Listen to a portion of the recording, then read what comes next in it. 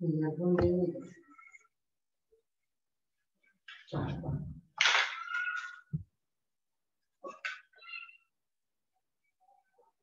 evening, everyone. Good evening, everyone. Can you hear me?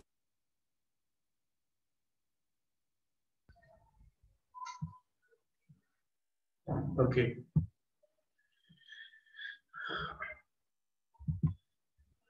Okay, so how is the revision going on?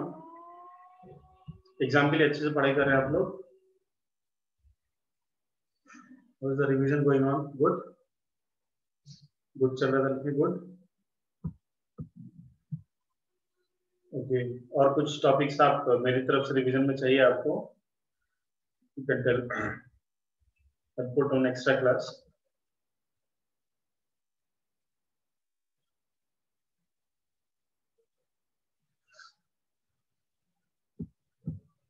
Okay so हमने क्या बहुत सारी चीजें पढ़ ली अभी तक सेंटर ऑफ मास वाले चैप्टर पे पहुंच गए है ना तो सेंटर ऑफ मास पे पहुंच गए कि आप क्या हो गए बड़े बच्चे बन गए सीनियर बन गए है ना मुझे नहीं पता एक सीनियर भी नहीं पता क्या बता रहे हैं तब भी तो थोड़ा ओके सो बहुत सारे अभी आपने चैप्टर्स पढ़ लिए सो अभी आपको ना आना चाहिए है ना जब अभी सेंटर ऑफ मास पढ़ रहे थे जस्ट सर्कुलर का भी आपको थोड़ा आना चाहिए है ना so I want one student just आप बताओ कि कौन कौन से चैप्टर आपने सॉरी सर्कुलर मोशन में कौन कौन से टॉपिक्स अभी आपने कवर कर रखे बस टॉपिक का नाम हो आपको जस्ट टॉपिक का नाम याद है या नहीं if any students can turn on his video and can speak yes would like to revise the topics of circular motion anyone Kaustubh yes Kaustubh chaliye turn on in the video start speaking yes Kaustubh tell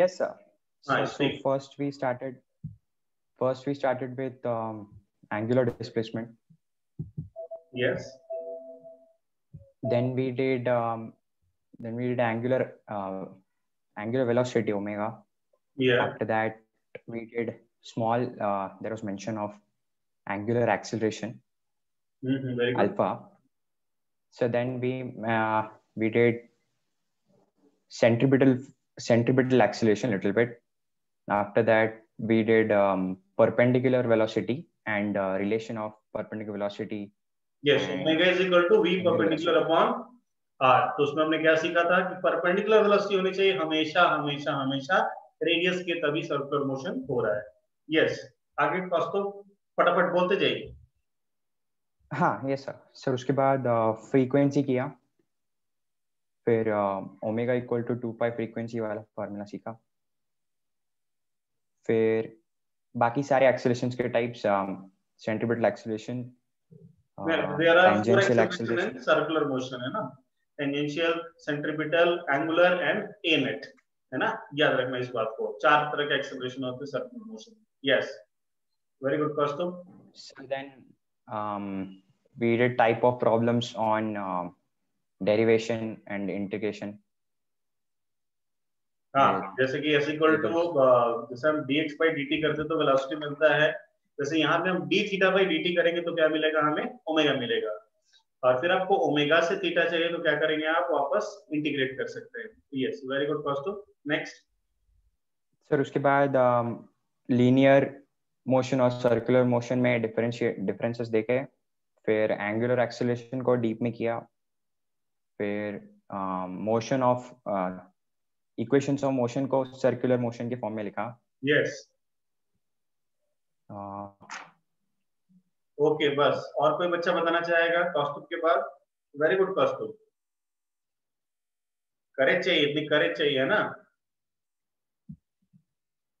हाँ और कोई है बच्चा सब missing point और उसके आगे yes आदर्श तो अभी आया बच्चा एनीवन एल्स जो कि बताना चाहिए क्या क्या पढ़ा अभी तक सर्कुलर मोशन में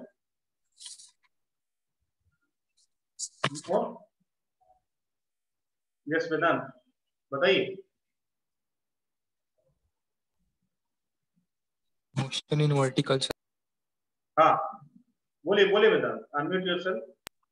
Motion in vertical circle. Very good, motion vertical circle पढ़ा था। हाँ बोलिए बोलिए। Banking of roads. Vertical circular motion में क्या क्या पढ़ता है ये तो बताओ।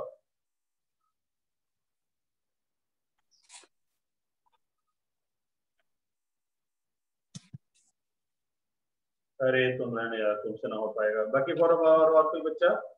हाँ भाई, शिवम मोरे, शिवम साहिल। हाँ भाई बताइए बताइए फास्ट, क्विक रिवीजन फास्ट। चलो वर्टिकल सर्कुलर मोशन को कौन एक्सप्लेन करेगा?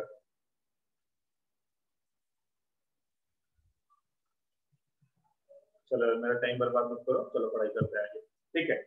तो कल्चर में क्लास से पहले ही ये 2-4 बच्चों को रेडी रखूंगा बोल के, तो आप लोग एक्सप्लेन करना है, मैं पहले ही होमवर्क कर दे दूंगा आपको। ओके, नाउ चलिए हम आप आते हैं सेंटर ऑफ मास पे, है ना। सो सेंटर ऑफ मास, देखिए सर्कुलर मोशन जब मैं आपको पढ़ा रहा था ना, तो वहां पे लास्ट में एक टॉपिक आया था बैंकिंग ऑफ रोड्स, और बैंकिंग ऑफ रोड्स में एक और आता है जब वहां पे फ्रिक्शन इन्वॉल्व होता है, वो छोटा सा टॉपिक बचा हुआ है ना। तो उसको हम कर लेंगे आज, लास्ट में कर लेंगे टॉपिक के, या फिर कल की क्लास में कर लेंगे। ओके, नाउ देखिए attention please here everyone. So centre of मास के बारे में मैंने आपको बताया था कि मान लीजिए यहाँ पे कोई ऐसा पार्टिकल है, कोई एक यहाँ पे मान लीजिए क्या है, ये बेलन है ना। Actually this is a baseball bat, है ना। तो आप लोग जानते हैं बेसबॉल क्या होता है, जैसे हमारा क्रिकेट होता है ना, वैसे यूनाइटेड स्टेट में एक उनके पास एक और गेम होता है, उनको कहते हैं बेसबॉल, है ना। तो सारी चीजें उनकी सेम ही होती है, क्रिकेट जैसा ही होता है सब कुछ। तो उनका जो बैट होता है ना कुछ ऐसे होता है, तब हमारे यहाँ बेलन जैसा, है ना। सो इस बेलन को अभी देखिए यहाँ पे क्या किया, कुछ इन्होंने यहाँ पे ऐसे फेंक दिया, इस पॉइंट पे इन्होंने बेलन को ऐसे फेंक दिया, है ना। थोड़ी देर बाद बेलन कुछ यहाँ पे ऐसा हो गया, थोड़ी देर बाद और पलट गया और पलट गया और पलट गया, और ये यहाँ कुछ ऐसा आ गया, है ना। नाउ सो अब हम बात करें, बेलन का कोई पॉइंट ले लो आप यहाँ पे, ये हो गया आपका बेलन, और यहाँ पे एक पॉइंट ले लो ये वाला, है ना। अब इसके मोशन को देखो तो आप कुछ ऐसा ऐसा ऐसा बड़ा ही कॉम्प्लेक्स मोशन हो जाए, है ना।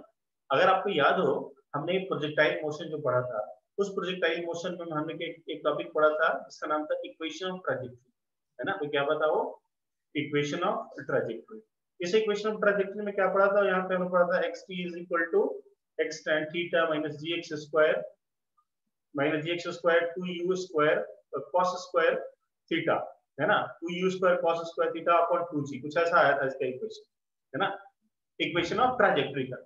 अब आप देखो ध्यान से, तो ये छोटा सा बात, ये बस इतना तुच्चा सा ये एक बात है, उसका इतना बड़ा इक्वेशन आया मैथमेटिकल चैप्टर में। अगर कोई ऐसा बात आ जाए तो कितना भयानक इक्वेशन आएगा, है ना। आप समझ सकते हैं, बहुत ही उसका क्या लंबा चौड़ा इक्वेशन आएगा। तो क्लास 12 में एक छोटा सा आपको जस्ट डेमो देखने को मिलेगा कि ऐसे जब पाथ आते हैं तो क्या होता है, इनका इक्वेशन हम कैसे लिखते हैं, ये क्लास 12 में आपको एक देखने को मिलेगा। तो कहने की बात ये है कि जब पार्टिकल का पाथ काफी जब कॉम्प्लेक्स हो जाता है, तो वो उसका जो मैथमेटिकल इक्वेशन होता है हमारे औकात से बाहर की बात होती है ना, फिर हम उसको निकाल नहीं सकते। तो उस दिन मैंने आपको सेंटर ऑफ मास का क्या बताया था, इंपॉर्टेंस बताया था, क्या क्या उसका इंपॉर्टेंस। तो अगर उसमें आपको याद हो, एक बात याद हो, कौन सी बात मैंने आपको बताया था, क्या बताया था, हाँ, सेंटर ऑफ मास के रिस्पेक्ट में, with respect to the centre of mass, है ना, all particle perform circular motion, all particle perform circular motion, correct. तो उस दिन आपको कईयों को समझ में आया था, कईयों को समझ में नहीं आया था। तो नाउ अब देखिए यहाँ पे, अगर मैं यहाँ पे एक सिस्टम ले लूं, यहाँ पे एक सिस्टम ले लूं ऐसा जिसमें दो छोटे बॉल्स को मैं क्या करूं, एक रॉड से मैंने क्या किया, बांध दिया, है ना। नाउ सेंटर ऑफ मास का मतलब क्या होता है, वो पॉइंट जहां पे आप क्या कर सके, पूरे के पूरे बॉडी के मास को कंसीडर कर सके। तो मान लीजिए this is a ball of mass m, ये भी बॉल है मास m का, और बीचों बीच कहीं तो इसका क्या है भाई, सेंटर ऑफ मास, है ना।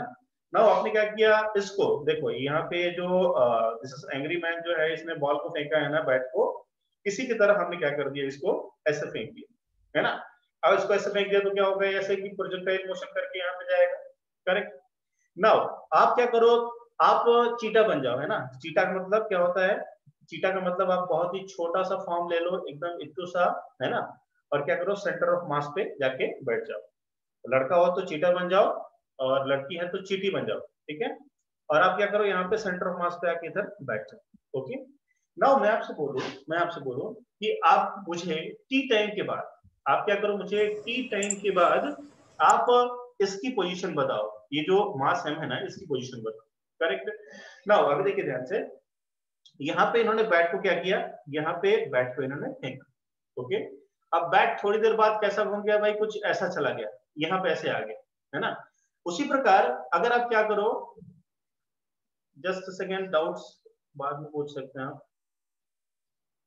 ओके, देखिए ध्यान से यहाँ पे, ओके नो प्रॉब्लम, देखिए ध्यान से, आप सेंटर ऑफ मास पे आके आप बैठ जाइए, है ना। सेंटर ऑफ मास पे आप आके क्या करो, बैठ जाओ, और फिर मैं आपसे पूछूं कि बताइए भाई टी टाइम के बाद, है ना, कितने टाइम के बाद, टी टाइम के बाद आप बताइए ये m कहाँ पे है ना। तो अभी इसकी पोजीशन को आप देखो थोड़ी देर के बाद, इसकी पोजीशन को थोड़ी देर बाद देखो, तो ये कैसा हो जाएगा भाई, ये कुछ ऐसा हो जाएगा, है ना, ये कुछ थोड़ी देर के बाद ये ऐसा हो जाएगा। ओके, नाउ अगर आप देखो ध्यान से, इनिशियल इसकी पोजीशन कैसी थी, इसकी पोजीशन कुछ ऐसी थी। करेक्ट, इसकी पोजीशन इनिशियली कुछ ऐसे थी, और अभी क्या कर दिया आपने, ऐसे इसको घुमा के फेंक दिया। देखो जैसे आपके पास पेन है ना, पेन को कुछ ऐसा फेंक, है ना, ऐसे करके देखिए आप, पेन को आप ऐसे फेंक दीजिए, तो पेन अभी तो ऐसा है, जस्ट आपने इसको ऐसा फेंक दिया, तो क्या होगा भाई, थोड़ा सा ये जस्ट थोड़ी देर के बाद की मैं बात करूं, ये कुछ ऐसा होगा। नाउ अभी देखिए सेंटर ऑफ मास से पूछा गया, बताओ भाई इसकी पोजीशन क्या है, तो सेंटर ऑफ मास क्या कहेगा, ये चला है भाई theta is equal to omega t चला है ना। तो सेंटर ऑफ मास पे जो बंदा बैठा है वो क्या कह सकता है, वो बोल सकता है कि ये जो मास m है आपका, ये मास 60 डिग्री घूम गया, 30 डिग्री घूम गया, है ना, ये बात वो बोल सकता है। करेक्ट, तो ये 30 60 ओमेगा टी वाली जो बातें होती है वो कौन से मोशन में आती है, कौन से मोशन में आती है भाई, यस कौन से मोशन में आती है 30 60 डिग्री वाली बातें,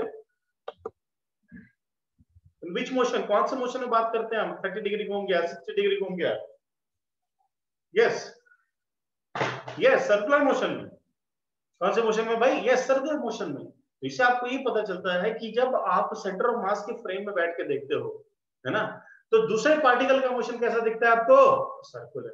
करेक्ट, तो क्या ये बात प्रूव्ड है, क्या ये बात आप सबको समझ में आ गई कि हम जब सेंटर ऑफ मास के फ्रेम में बैठ के देखते हैं तो दूसरे पार्टिकल का मोशन कैसा दिखता है भाई, सर्कुलर दिखता है। Is this clear, is this clear to everyone, Siddharth, Kanchan, Phulera, Kanchan, Wadia, Kaustubh, Pratik, सबको क्लियर है भाई एवरीवन? ओके, चलिए आगे बढ़ते हैं हम, और आज सेंटर ऑफ मास में आगे बढ़ेंगे, प्रगति करेंगे, तो आप देखेंगे अच्छे अच्छे सवाल कैसे होते हैं, है ना। तो और मैं आपको कुछ इंटरेस्टिंग फैक्ट्स बता दूं सेंटर ऑफ मास के बारे में।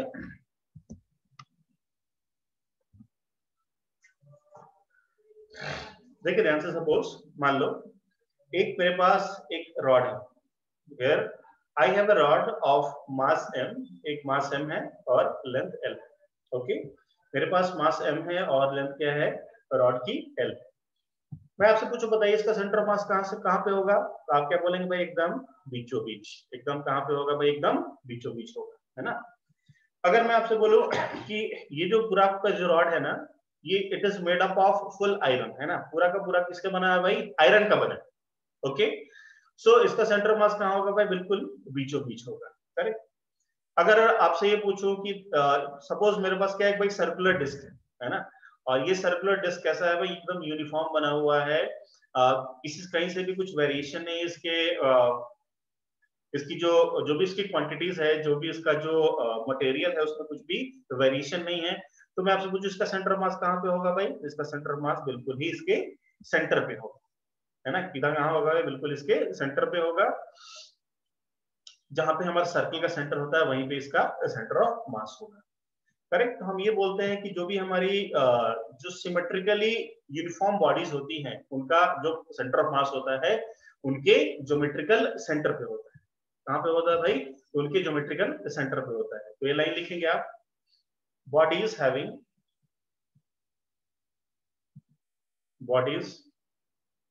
having uniform density, bodies having uniform density and regular shape have their center of mass at geometrical center, centre. तो जो भी कोई एकदम अच्छे से जो बॉडीज हैं जो कि मतलब ज्योमेट्रिकली यूनिफॉर्म ज्योमेट्रिकल शेप है और उनकी डेंसिटी भी क्या है, रेगुलर है, तो उनका जो सेंटर ऑफ मास होगा कहां पे होगा, उनके ज्योमेट्रिकल सेंटर पे होगा। Correct. So this is the correct point, ये आपको समझ में आ गया। नाउ दूसरा एग्जांपल लेते हैं हम। जैसे मान लीजिए यहाँ पे आयरन रॉड हमने बनाया, तो इस बार हमने क्या किया, आयरन रॉड को कुछ ऐसा बनाया। हाफ ऑफ द पार्ट को मैंने क्या किया, वुड से बनाया। किससे बनाया भाई, ये वाला जो पार्ट था इसको मैंने किससे बनाया, वुड से बनाया, और ये वाला जो पार्ट था इसको मैंने स्टील से बनाया, है ना। अब आप बताइए क्या सेंटर ऑफ मास L/2 पे होगा, करेक्ट और इनकरेक्ट। अभी जो आपका जो सेंटर ऑफ मास है क्या L/2 पे होगा या नहीं होगा? यस, आंसर बिल्कुल, है ना। तो अभी देखिए ध्यान से, तो सेंटर ऑफ मास अभी कहां पे शिफ्ट हो जाएगा भाई, कुछ स्टील की तरफ, इधर की तरफ शिफ्ट हो जाएगा, है ना। बिकॉज आपने क्या करा भाई, यहाँ पे आपने डेंसिटी क्या करी इसकी, इंक्रीज कर दी, है ना। डेंसिटी इसकी क्या कर दी भाई, आपने इंक्रीज कर दी। तो सपोज मान लो अभी यहाँ पे ये दो, एक डंडे से मैंने दो यूनिफॉर्म मासेस को M मास, यहाँ पे M मास और इसकी लेंथ L है, तो इसका सेंटर ऑफ मास कहाँ पे होगा भाई, ये L/2 पे होगा, है ना। अगर मान लीजिए क्या है भाई, यहाँ पे ये मास M है और ये मास क्या है, 2M, correct. This is mass M and this is 2M। अभी मैं पूछूं इसका सेंटर ऑफ मास किधर पे होगा, तो जाहिर सी बात है भाई L/2 पे तो नहीं होगा। अब देखिए, तो ये प्रॉपर्टी होती है कि जब भी कहीं पे कोई ज्यादा वाला मास हो, भारी वाला मास हो, तो क्या होता है भाई, सेंटर ऑफ मास शिफ्ट कर जाता है। कहां शिफ्ट कर जाता है, टुवर्ड्स द हेवियर ऑब्जेक्ट, है ना। तो अभी सेंटर ऑफ मास किधर शिफ्ट हो जाएगा भाई, तो ये हेवियर ऑब्जेक्ट की तरफ शिफ्ट हो जाएगा, कुछ 2M के पास शिफ्ट हो जाएगा। और इस बात को मैथमेटिकली प्रूव करके देखेंगे, देखने वाले हैं इस बात को। ओके नाउ, तो अभी मैं आपको एक वीडियो भी दिखाऊंगा छोटा सा। हाँ बिल्कुल, उसमें स्टील के पास चला जाएगा। वेरी गुड साहिल, देखिए ध्यान से। तो अभी इसका सेंटर ऑफ मास कहाँ चला जाएगा भाई, कुछ यहाँ पे चला जाएगा। Okay, but sir what about irregular bodies, अगर मान लीजिए कोई बॉडीज क्या है, इरेगुलर है, तो उसका सेंटर ऑफ मास कैसे निकालेंगे, है ना। तो यस, उसका भी तरीका होता है हमारे पास। जैसे देखिए हमारे पास कुछ ऐसा है सिचुएशन, मान लीजिए कुछ ऐसी है। सपोज ये हमारे पास एक ऐसा ऑब्जेक्ट है ना, इरेगुलर सा शेप है इसका। तो अभी इसका सेंटर ऑफ मास कैसे निकालेंगे, तो हम क्या करते हैं, इसके जितने भी कॉर्नर्स है ना, एक कॉर्नर, दूसरा कॉर्नर, तीसरा कॉर्नर, चौथा, पांचवा, सबसे क्या करो आप, एक थ्रेड निकालो, एक थ्रेड निकालो, दूसरा, तीसरा, चौथा, पांचवा, ऐसे लेके आइए सारे थ्रेड, है ना। सब में आपने क्या कर दिया, एक नॉट बांध दिया और थ्रेड से, या सॉरी, जहां जहां भी एक कॉर्नर्स दिख रहे हैं आपने एक थ्रेड बांध दिया और रस्सी निकाल ली 4-5, है ना। फिर अभी क्या करो, यहाँ पे ये जो आपका ऑब्जेक्ट है, सारी जितनी भी रस्सियां है ना, आप इसको इधर ऐसे लेके आओ, है ना। आप इसको सारी रस्सियों को ऐसे लेके आओ, सारी की सारी रस्सियां जहां पे मिल जाए वो इनका क्या होगा भाई, सेंटर ऑफ मास होगा। तो हम इरेगुलर बॉडीज का भी हम सेंटर ऑफ मास निकालते हैं। कैसे निकालते हैं, जो भी आपके जितने भी कॉर्नर्स हैं वहां पे क्या करो, रस्सी मान लीजिए, सारी रस्सियों को एक साथ लेके आ जाओ, और जहां पे उनका सेंटर बने, जहां पे उनका आपको सेंटर मिले, that will be the centre of mass. For example अभी देखिए ध्यान से, मान लो आपके पास क्या हो भाई, तो ट्रायंगल है ना। सो ट्रायंगल में क्या होगा, ट्रायंगल का क्या होता है, एक सेंट्रॉइड होता है, तो वहां भी आपको उसका h/3 लेंथ पे वहां पे आपको सेंटर ऑफ मास मिल जाएगा, है ना। बट अगर मुझे नहीं पता कि क्या है triangle, I am very unknown to this figure triangle, तो मैं क्या करूंगा, भाई, मैं इस मेथड से जाऊंगा। तो वी नो दैट ट्रायंगल का जो सेंट्रॉइड होता है कितनी पर होता है भाई, नीचे h/3 और ऊपर से 2h/3 पे होता है। सो हमें नहीं पता, बट हमने क्या किया, जब इसको ऐसे किया, थ्रेड बांध के, एक थ्रेड यहाँ से निकाला, एक थ्रेड यहाँ से निकाला और एक थ्रेड यहाँ से निकाला, तो एग्जैक्टली ये h/3 पॉइंट पे जाके ऊपर मिल। ओके, यहां तक कोई दिक्कत? तो हमने अभी तक बात की सेंटर ऑफ मास के लोकेशन की, सेंटर ऑफ मास के फिजिकल सिग्निफिकेंस की बात की, है ना। तो बच्चों यहां तक आपको किसी बच्चे को कोई डाउट, एनी डाउट? हाँ सर, समझ में आ रहा है जी आपको? ओके, तो जस्ट एक सेकेंड, जस्ट आप वेट करो, I will show you one video, है ना। मैं आपको एक वीडियो दिखाता हूँ और उससे काफी सारी चीजें आपको क्लियर हो जाएगी। और अच्छे से आपको समझ में आएगा। अभी तक मैंने आपको जितना भी एक्सप्लेन किया उतना, है ना? Are you ready to see the video? नहीं?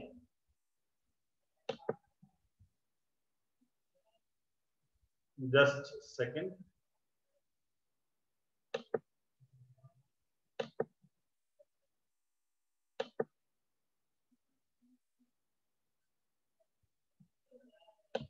Just a second.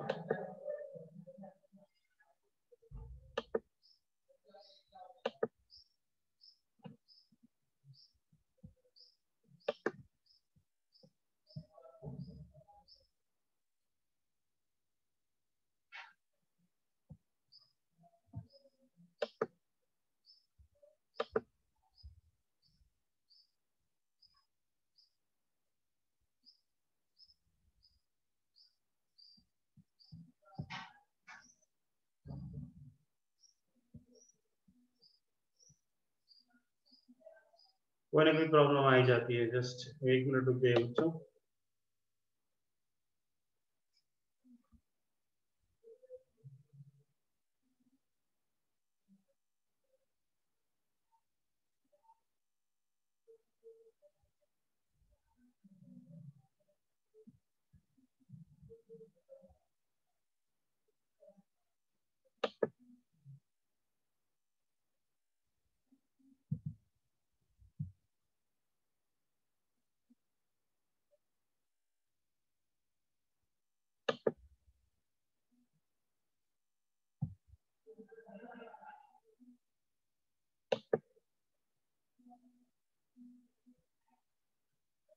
I think I got it. Find the center mass. Yes. मिल गया मुझे। Just a second.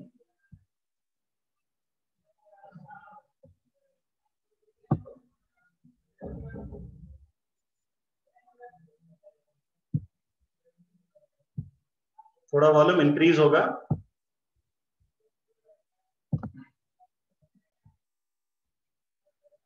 Yes, YouTube screen देख पा रहे हैं आप लोग?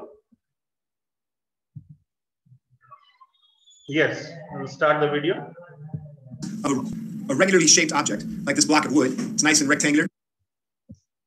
To find the center mass of a regularly shaped object like this block of wood, it's nice and rectangular, uniform density, same thickness throughout. The center mass of an object like this is at its geometric center. So for this, I can just take my ruler. I can draw a diagonal from one corner to the other and draw another diagonal from the other corner.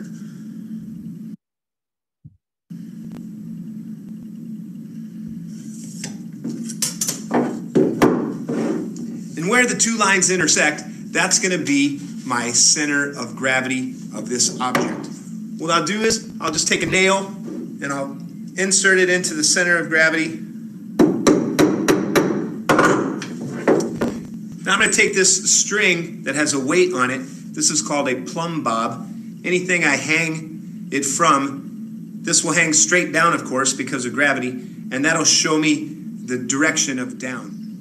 And now I can see the point about which the center of gravity is directly over, right above that yellow piece of string. If I take the block and tip it, as long as the center of mass stays on this side of the support point, right here is where the block is touching the table, as long as the center of mass is on this side of the support point, the block is going to continue to fall to that side. I'll keep tipping it until you'll notice that as soon as the string passes onto the other side of the support point, that's when the block will tip over. The next object that we'll find the center of mass of is an irregularly shaped block. You'll see I've cut a corner out of this one, so it's no longer a nicely shaped rectangle. Now what I've done is I've hammered a nail into it so that I can support the block by the nail. I know that the center of mass will always hang below the point of support. If I make it so that the center of mass is not below the point of support, when I release it, it swings back so that the center of mass is always below the point of support. So what I'll do is, I'll take my plumb bob, I'll hang it from the nail, and now I know that my center of mass is somewhere along that line. So I'll draw a point where the string is.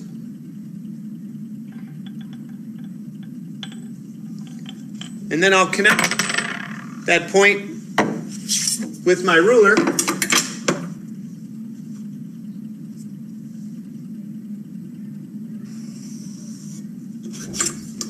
So now I know the center of mass is somewhere on that line. Now I've moved the nail to another spot on the board.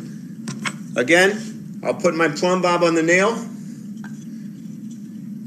I'll hang the board from the nail, and I know that my center of gravity is somewhere on that vertical line. So I'll draw another dot where the line is. I'll connect the space between the nail and the dot with my ruler. And now I know where the lines intersect. That's going to be my center of gravity. And to check that out, I should be able to balance the object at the center of gravity. And in fact, that is where it is. The object should spin well about the center of gravity. So what I've done is, I've driven a nail right into the center of gravity, and even though this is a very irregularly shaped object, since I know this is the center of gravity, it should spin very nicely about that point.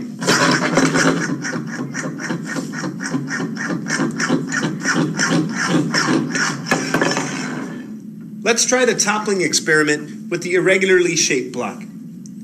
I'll hang my plumb bob, and I know that the center of gravity now is above a point of support, and the block is stable. If I put it this way, again, the center of gravity is above a point of support, and the block is stable. However, if I put the block this way, you notice that the yellow string is just a tiny bit to the left of the last point of support right here. So that creates a small lever arm distance, which produces a torque, and the block tips over.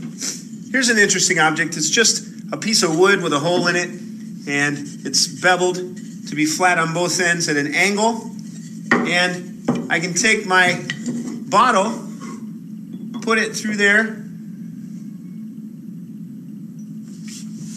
and it balances. What does this tell me about the center of mass or the center of gravity of this system? Well, I know that the center of mass of the wood and the bottle together must be directly, vertically above this point of support. Otherwise, it would tip over. Here's another one. This little bird, I can balance it.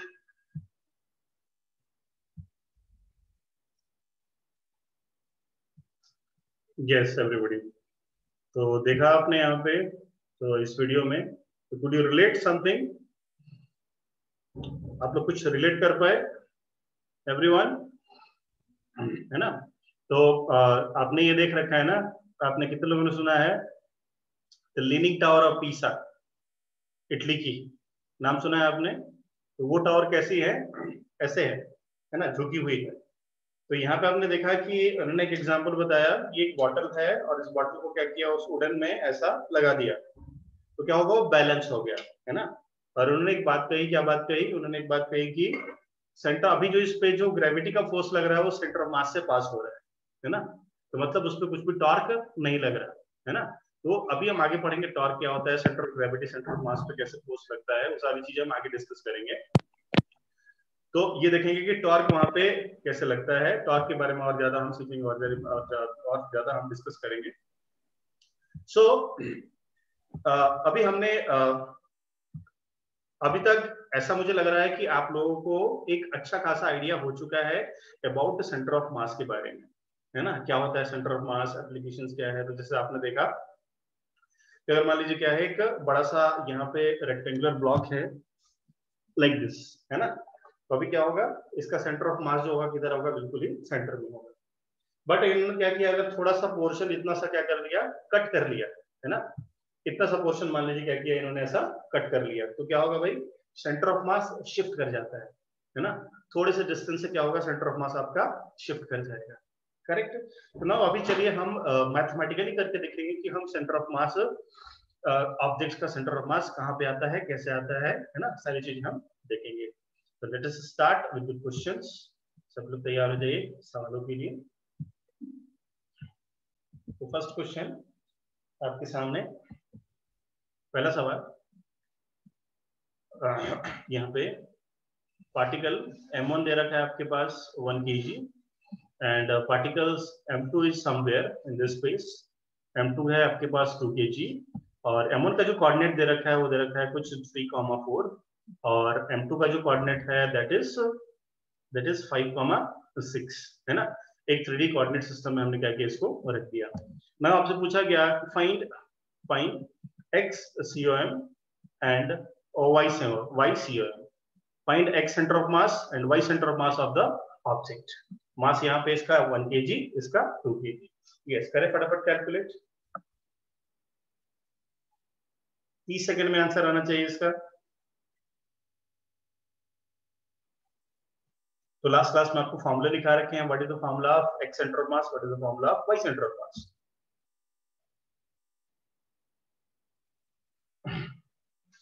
तो फॉर्मूले में आपको revise करा दूं, तो formula आपके पास x centre mass का formula है, this is m1 x1 plus m2 x2 divided by m1 plus m2, है ना। और निकाल सकते हैं बड़ी आसानी से। y सेंटर मास का क्या फॉर्मूला होता है, तो ये होता है आपके पास m1 y1 plus m2 y2 divided by y1 plus y2। चलिए सॉल्व कीजिए, आंसर निकालिए यहाँ पे। एवरीवन काफी सारे आंसर्स आ गए। Screen is blur, okay.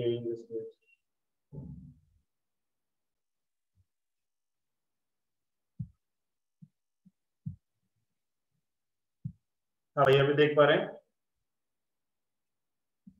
Can you see the screen?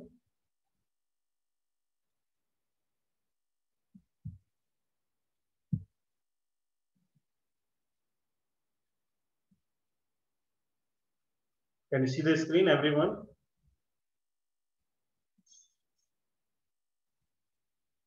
Okay, just wait. अभी वीडियो की वजह से कुछ तो प्रॉब्लम हो गई। Just wait.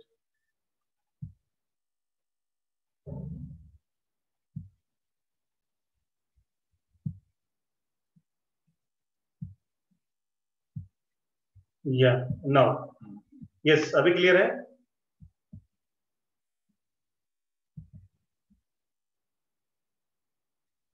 ओके, नाउ चलिए आंसर निकालेंगे इसका अब यहाँ पे। तो m1 x1, नाउ देखिए यहाँ पे x सेंटर ऑफ मास कितना है यहाँ पे, m1 का x coordinate is 3 and x2 coordinate is 5। तो यहाँ पे फॉर्मूला निकालेंगे यहाँ पे 1 into x1 plus 2 into x2 हो गया आपके पास, कितना हो गया 5 अपॉन m1 प्लस m2 की वैल्यू कितनी हो गई भाई, तो 1 प्लस 2, तो ये आपके पास आ गया 3 प्लस 10, 13/3। और y सेंटर मास पे कितना आएगा भाई आपके पास, तो लिखेंगे 1 into 4 प्लस 2 into 6 अपॉन 3। तो ये कितना आ गया भाई, 6 to 12 plus 4 16/3।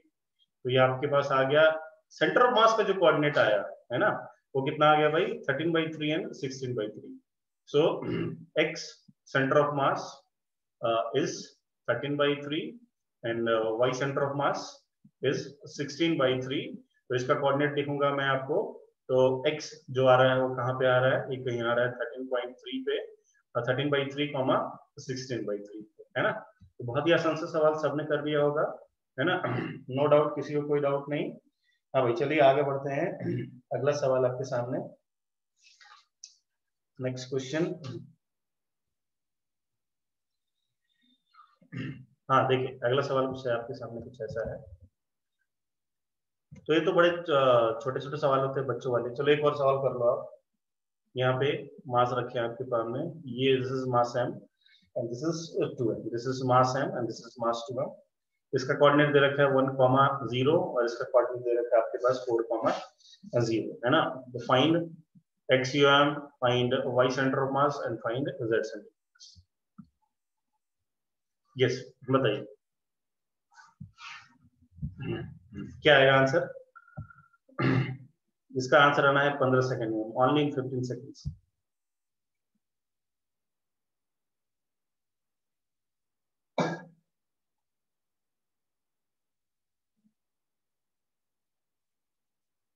Yes, fast.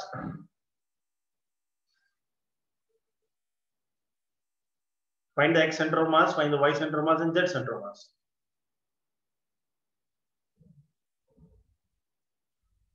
X equal to 3. Very good. What about Y and Z? Yes, X is 3 and rest is 0. Because ये पार्टिकल है सिर्फ ये X में है, ना Y में है, ना Z में है. तो Y centre of mass 0, Z centre of mass 0. X का निकाल लेंगे तो X का कितना आएगा भाई? M into 1 plus 2M into 4 upon M plus 2M plus 2M, तो ये आएगा आपके पास 3M. सॉल्व करेंगे आगे आपके पास M plus 8M upon 3M है ना. 8M plus M कितना हो गया जी? हो गया आपके पास 9M upon 3M. सॉल्व किया तो आ गया answer X center of mass is equal to 3 centimeter. Okay, correct है भाई, सबका करेक्ट है, कोई दिक्कत किसी बच्चे को? तो आंसर आ गया 3,0,0. Very good. कंचन वाल्डिया, कौस्तुभ शेखर, सूरज सेवाले, साक्षी डोंगरे सबने निकाल लिया. Very good, all the best. चलिए और देखते हैं हम अगला सवाल देखते हैं.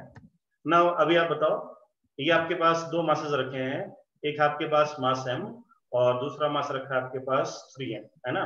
दोनों के बीच का डिस्टेंस दे रखा है आपको कितना? d. करेक्ट, दोनों के बीच का डिस्टेंस कितना है भाई? d है ना.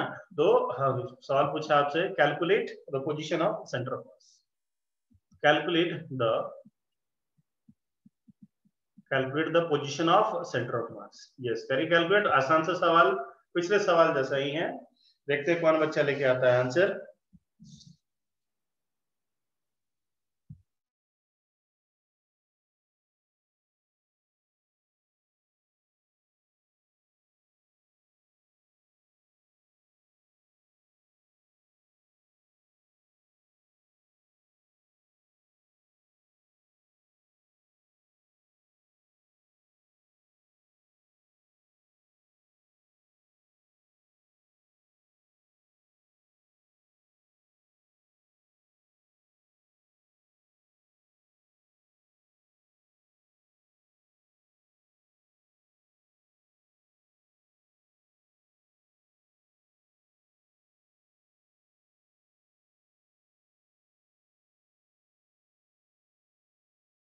भाई आंसर आया सबका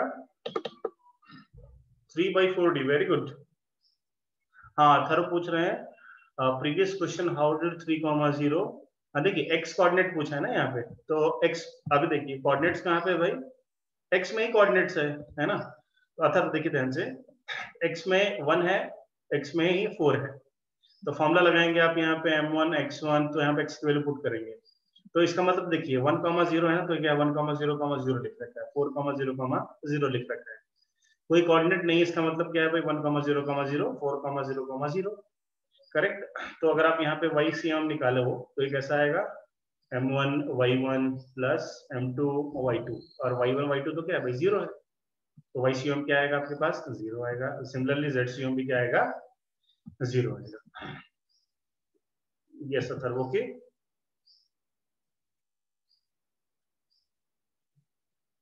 अथर क्लियर है? ओके, कौस्तुभ, वेदांत, सूरज, कंचन, आंसर आ गया. चलिए डिस्कस करते हैं इस सवाल को. आप सबने सही निकाला है, वेरी गुड. चलिए सॉल्व करके देखते हैं इस सवाल को. सुनाओ. अभी यहाँ पे बहुत दिक्कत क्या आती है, बच्चे क्या सोचते हैं कि अभी मैं ये कैसे निकालूं भाई? यहाँ पे तो x1 x2 की वैल्यू होती है, फॉर्मूला होता है हमारे पास. बट यहाँ पे क्या है भाई? सिर्फ m और m दे रखा है, कोऑर्डिनेट कुछ दे नहीं रखा है ना. सो यहाँ पे क्या करते हैं हम, इसको यहाँ पे ओरिजिन मान लेते हैं, है ना. ओरिजिन मान लिया और इसको मान लेते हैं दिस इज केप्ट एट 0,0. अगर ये 0,0 पे रखा हुआ है तो नाउ ये इसका जो कोऑर्डिनेट है 3m मास है, इसका कोऑर्डिनेट क्या हो जाएगा भाई, तो ये हो जाएगा आपका यहाँ पे कितना भाई d,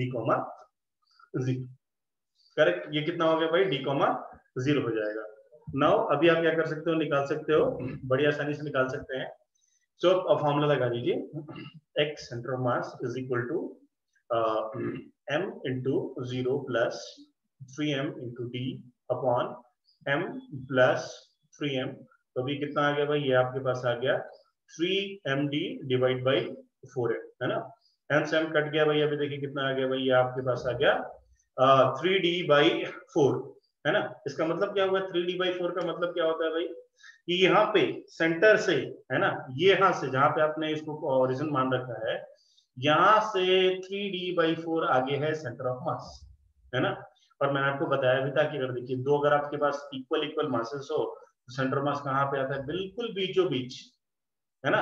और इस मास को अगर आपने यहाँ पे इंक्रीज कर दिया तो क्या होगा भाई, यहाँ से ये शिफ्ट कर जाएगा, ये क्या करेगा भाई, ये शिफ्ट कर जाएगा।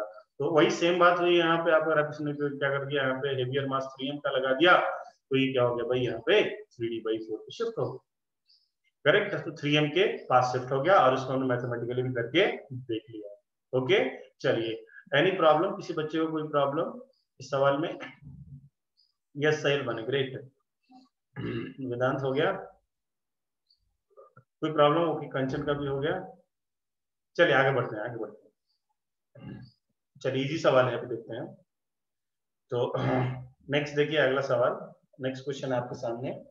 नेक्स्ट क्वेश्चन ऐसा है, एक देखिए यहाँ पे क्या है, एक स्क्वायर दे रखा है ना, स्क्वायर दे रखा है और यहाँ पे मासेस कुछ प्लेस कर रखे हैं। यहाँ पे m mass is placed, यहाँ पे this is 2m, there is 3m mass is placed and 4m mass is placed, है ना। और इन्होंने क्या करा है, इसको ऐसा बता रखा है कि this 3m mass is kept at origin, is kept at origin। 3m को इन्होंने क्या किया भाई, ओरिजिन पे रखा है। और आपसे ये पूछा जा रहा है कि calculate the centre of mass of the system, calculate the centre of mass of the system. इसमें एक और इंफॉर्मेशन आपको दे रखा है कि जो स्क्वायर है उसकी साइड इज ए। स्क्वायर की साइड कितनी दे रखी है भाई, आपको ए दे रखी है। स्क्वायर की साइड आपके पास कितनी दे रखी है, ए। और 3m को रखा है ओरिजिन पे, तो यहाँ पे कोऑर्डिनेट मान लेंगे हम 0,0। So now you have to calculate the centre of mass of the object, है ना। चलिए कैलकुलेट कीजिए।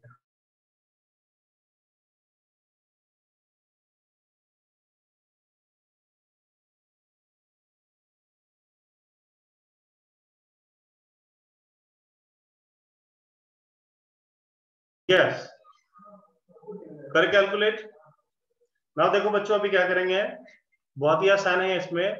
अगर ये 0,0 पे है तो just you can go in x axis, correct. तो 4m को 4m की पोजीशन जानने के लिए क्या करेंगे आप, एक्स एक्सिस पे कितना ट्रेवल करेंगे, a। तो अब इसका कोऑर्डिनेट कितना होगा भाई, ये हो जाएगा a,0।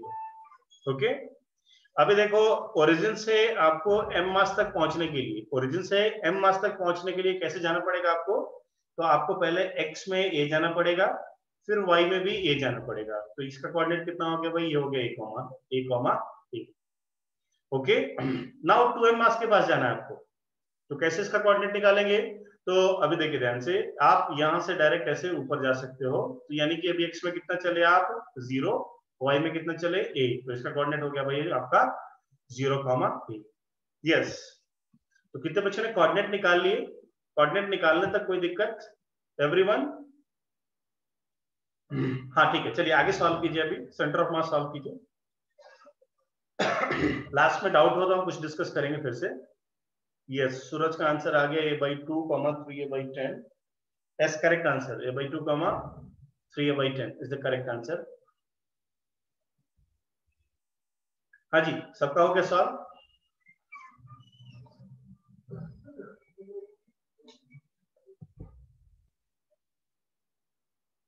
साहिल का भी आंसर आ गया, a/2, 3a/10। चलो भाई सॉल्व कर लेते हैं, बहुत ही आसान सा सवाल। सो कोऑर्डिनेट निकालने में, कोई कोऑर्डिनेट निकाल लिया तो फिर हो गया आपका भाई, सवाल भी हो गया। सवाल को ध्यान से देख लें, क्या है सवाल, 0,0, a,0, a,a, एंड 0, तो चलिए अभी सॉल्व करेंगे इसको।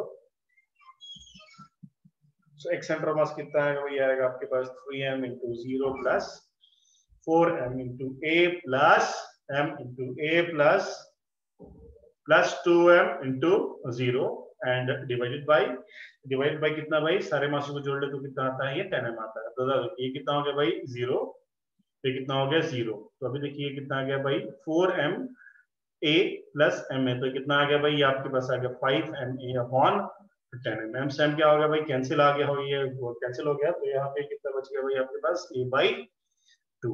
Correct. Now y centre of मास निकाल लीजिए आप। तो y सेंटर ऑफ मास कैसे आएगा भाई आपके पास, तो ये फिर से 3m into 0 plus 4m into 0 plus m into a plus 3m into a।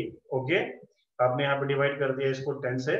देखिए ये खुपाज खत्म, ये हो गया 0, ये भी हो गया 0। नाउ देखिए ध्यान से 3m a 3 नहीं भाई, ये 2 होगा, sorry this is 2ma। 2ma plus ma कितना हो गया भाई आपके पास 3ma अपॉन 10m, ये हो गया आपके पास 10m।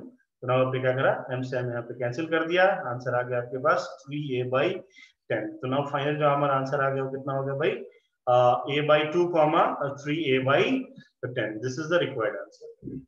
ओके, किसी बच्चे को कुछ भी समझने में तकलीफ, काफी बच्चों ने आंसर निकाल लिया, very good. Yes, any doubts हो तो लिखिए, बताइए।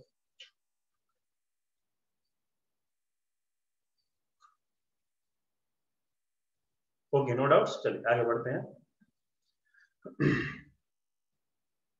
अगला सवाल आपके सामने, अगला सवाल नेक्स्ट क्वेश्चन देखिए हमारे पास क्या है भाई, एक इक्विलैटरल ट्रायंगल है ना। कौन सा ट्रायंगल भाई हमारे पास, एक इक्विलैटरल ट्रायंगल है। नाउ ये ऐसा दे रखा है और इक्विलैटरल ट्रायंगल है, इसकी साइड लेंथ कितनी दे रखी है, ए दे रखी है। नाउ 3 इक्वल मासेस 0, 0, इसको ए मास को ओरिजिन पर रखा गया है। This is m, this is n, है ना। तो सिमिलर क्वेश्चन, पिछले जैसा ही सिमिलर सवाल हो गया आपके पास। साइड लेंथ a कैलकुलेट, सवाल आपको समझ में आ ही गया है ना। मास m is kept at origin,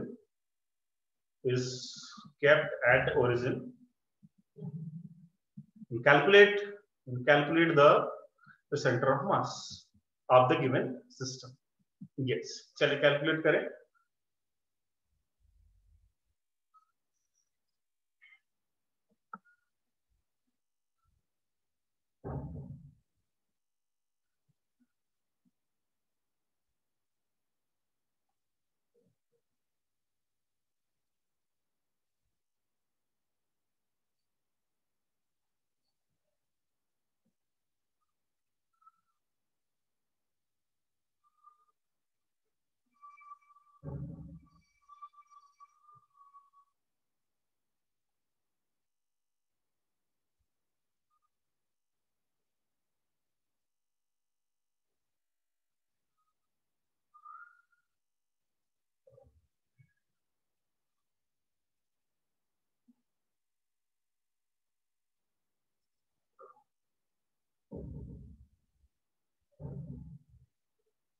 yes,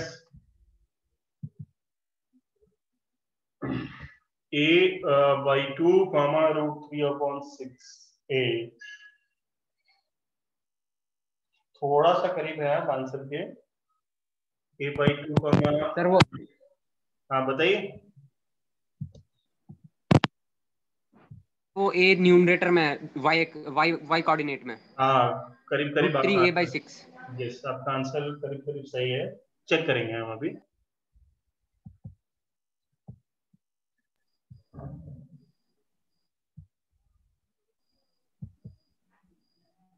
sir y coordinate में √3a by 6 वो हाँ चलेगा, देखेंगे सॉल्व करके देखते हैं इसको। सो √3 ऊपर नीचे √3 से मल्टीप्लाई किया तो हो जाएगा आपके पास 3 2 जा 6। हाँ करेक्ट है, प्रतीक कवाड़े करेक्ट आंसर, प्रतीक का आंसर करेक्ट आ गया। चलिए देखेंगे, सॉल्व करके देखेंगे। यहाँ पे देखिए ध्यान से। सो यहाँ पे देखिए ये क्या है भाई आपके पास एक इक्विलैटरल ट्रायंगल है ना। सो अभी देखिए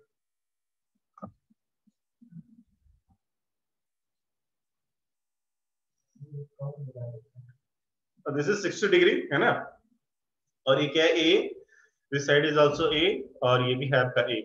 तो ना अभी देखिए ध्यान से, ये तो हो गया आपके पास 0,0 है ना, पहले वाले मास का आपके पास कोऑर्डिनेट आ गया दैट इज 0,0।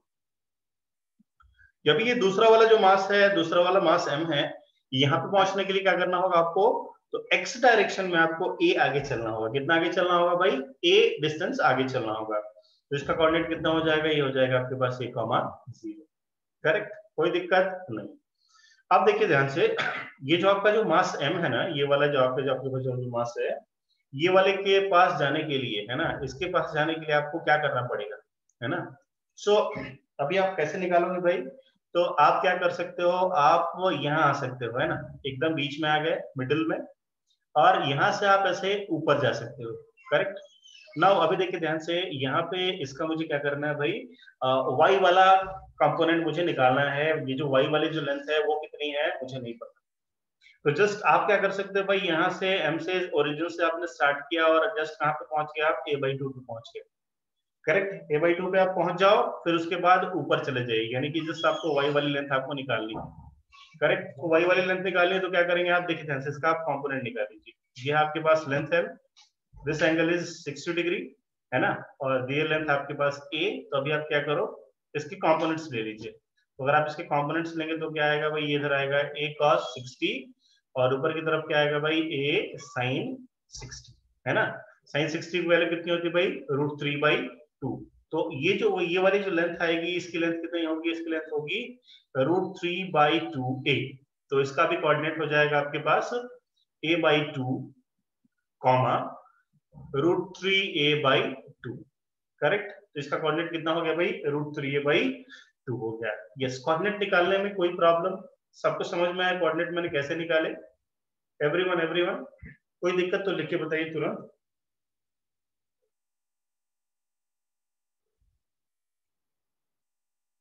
ओके, चलिए अभी सब लोग आंसर कैलकुलेट करें।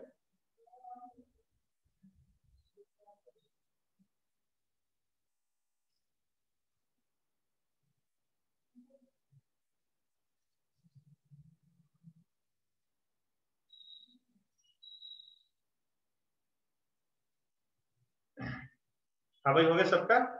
तो चलिए अभी यहाँ पे सॉल्व कर लेंगे। सॉल्व करेंगे तो यहाँ पे एक सेंटर ऑफ मास आएगा आपके पास, ये आएगा आपके पास m × 0 plus m × a plus m × a/2 divided by 3m। तो इसको सॉल्व करेंगे तो आएगा आपके पास a/2। और देखिए और आगे सॉल्व करेंगे आप, और y सेंटर ऑफ मास के लिए आप सॉल्व करो तो this will come out to be m × 0 plus m × 0 plus m × √3a/2। Okay, और ये आपके पास आएगा m प्लस m। तो देखिए हो गया 0, ये हो गया 0, तो आपके पास बचा √3/2 ma डिवाइडेड बाई 3m, है ना। तो इसको भी आपने अगर सॉल्व किया तो देखिए ये इधर की तरफ ऐसे करके ऊपर आता है, तो ये बन जाएगा आपके पास a × 3 अपॉन ये आपके पास आएगा 2 × √3 है ना। तो आपके पास ये आंसर बन गया √3 × 3। तो इसको आपने सॉल्व किया तो ये आपका आंसर आ जाएगा a/2√3 है ना। तो प्रतीक का भी वैसे ही आंसर आया है। सो कोऑर्डिनेट्स आ गए a/2 कॉमा a/2√3। तो प्रतीक आपने जो आंसर दिया उसको जस्ट आप √3 से ऊपर नीचे मल्टीप्लाई करेंगे तो ये सेम आंसर आ जाएगा। ओके साहिल, कोऑर्डिनेट तक आपको समझ में आ गया? कोऑर्डिनेट कैसे निकाले समझ में आ गया है ना। तो अब देखिए कोऑर्डिनेट निकाल लिया आपने एक बार, तो अभी क्या करना है आपको, सिर्फ फॉर्मूला पुट करना है। कौन सा फॉर्मूला, तो देखिए यहाँ पे अभी देखिए m के कोऑर्डिनेट्स कौन से क्या क्या हो गए, 0,0। दूसरा वाला मास इसके कोऑर्डिनेट्स क्या हो गए, a,0। और जो तीसरा वाला जो मास जो इसके वर्टेक्स पे है, तीसरे वर्टेक्स पे, उसका कोऑर्डिनेट हो गया आपके पास a/2 √3a/2। ओके, तो नाउ x सेंटर मास निकालेंगे m1 x1 plus m2x2 plus m3x3। तो अभी देखिए m के कोऑर्डिनेट कितना है, एक का है 0 0 और तीसरा का है a/2, सॉरी दूसरे का है a और तीसरे का a/2। तो आप यहाँ पे आप सॉल्व कर लो तो ये आपके पास आ जाएगा a/2। कैसे सॉल्व करेंगे, सॉल्व आप कर ही लेंगे, ma/2 डिवाइड बाई 3m, है ना। सो सॉरी ma है, ये भी है m इंटू ए, ये भी है, इसको आप सॉल्व करो तो आंसर आ जाता है आपके पास a/2। ओके, सॉल्व करके आप देख लीजिए, है ना। फिर हमने क्या किया, सिमिलरली y सेंटर ऑफ मास निकाला, तो y कोऑर्डिनेट्स आप देखिए सबके, y कोऑर्डिनेट्स अगर आप देखो तो कितना है भाई, ये है 0, इसका भी है 0, बस इसका y कोऑर्डिनेट है कितना है भाई, √3a/2, है ना। तो इसको हमने सॉल्व कर लिया। कैसे सॉल्व कर लिया, इसको सॉल्व कर लिया हमने, m into 0 plus m into 0 plus m into √3a/2 divided by 3m, है ना। फिर इसको आप सॉल्व करेंगे, 10वीं पास है, सॉल्व करेंगे तो आंसर आपके पास ये बना जाता है a/2√3। ओके, समझ में आया भाई एवरीवन, किसी बच्चे को कोई डाउट नहीं?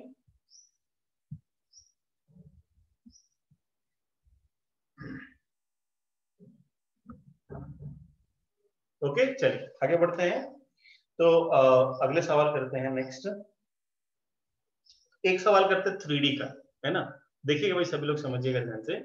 3D का जो सवाल होता है वो कैसे होता है, तो पता नहीं यहाँ पे समझ में आएगा नहीं, 2D पे। तो देखिए यहाँ पे आपके पास एक क्यूबॉइड रखा है, क्यूबॉइड बोल सकते, क्यूब बोल सकते, कुछ ऐसा। तो उसकी जस्ट उसके लिए मैं एक्सिस ड्रॉ करता हूँ पहले। So this is your x axis, ये है हमारे पास वाई एक्सिस और ये रहा हमारे पास जेड एक्सिस। नाउ यहाँ पे एक 3D स्ट्रक्चर रखा है कुछ ऐसा।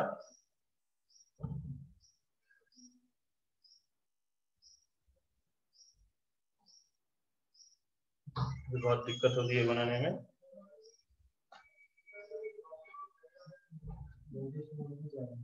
ऐसे बना लेते हैं, देख ध्यान से,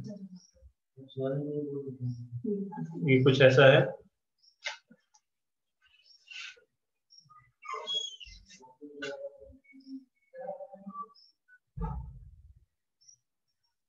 है ना, ये कुछ ऐसा स्ट्रक्चर है और एक्स वाई जेड एक्सिस कुछ ऐसे बना हुआ है। ये रहा आपका वाई एक्सिस, ये रहा आपका एक्स एक्सिस और ये रहा बाहर की तरफ ये जेड एक्सिस, है ना। नाउ अब देखिए ध्यान से, ये आपका क्या है भाई, ओरिजिन है। This is 0,0,0 and side length of each side is a. सबकी जो साइड लेंथ है वो कितनी है भाई, ए है ना। तो नाउ आपसे ये बोला गया है calculate the centre of mass, calculate the centre of mass of given object. Given जो ऑब्जेक्ट है उसका आप सेंटर ऑफ मास कैलकुलेट करें। ओके, चलिए तो आप इसको होमवर्क में करके लाओ अच्छे से, है ना, शांति से बैठ के घर पे, फिर मैं आपको इसको कल समझाता हूँ अच्छे से। ओके, तो करेंगे भाई आप इसको होमवर्क में? हाँ भाई करेंगे, करके आइए होमवर्क में। अगला सवाल नोट कर लीजिए इसको अच्छे से।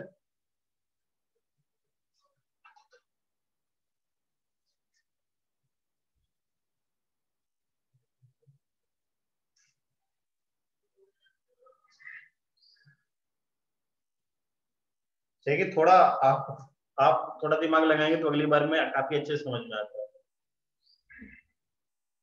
ओके डन, अगले सवाल पे मूव करें।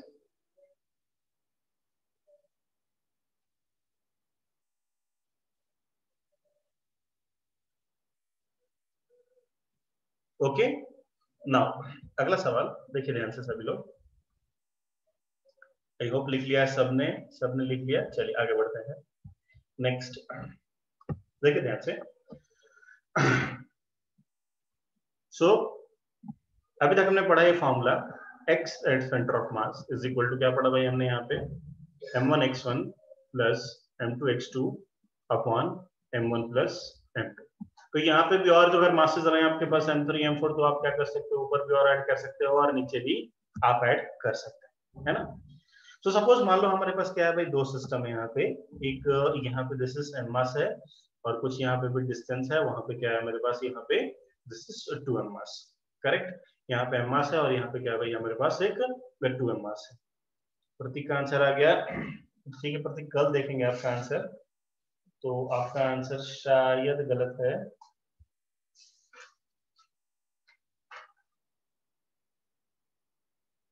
ठीक है चेक करते हैं, कल सॉल्व करना पड़ेगा। √2/2 वेरी गुड, चलो निकाल लिया। नाउ देखिए ध्यान से, इस पे ध्यान दीजिए, वेरी गुड इंपॉर्टेंट कॉन्सेप्ट। सो अब इसका सेंटर ऑफ मास कहाँ पे आता है भाई, ये मान लीजिए दिस इज मिड पॉइंट, तो मिड पॉइंट से कुछ ऐसा आता है इधर की तरफ, है ना। सो अगर मान लीजिए मैंने क्या किया, कुछ ऐसा अरेंजमेंट किया, है ना, क्या किया भाई मैंने कुछ ऐसा अरेंजमेंट किया कि सेंटर ऑफ मास अपनी जगह से हिले ही ना, है ना। तो अगर मान लो यहाँ पे suppose this is distance is something x, अभी ये क्या है भाई सेंटर ऑफ मास की पोजीशन यहाँ पे क्या है, समथिंग एक्स, है ना। अब मैंने क्या किया, इस 2m मास को थोड़ा सा इधर लेके गया, 2m मास को क्या किया भाई थोड़ा सा उधर लेके गया, है ना।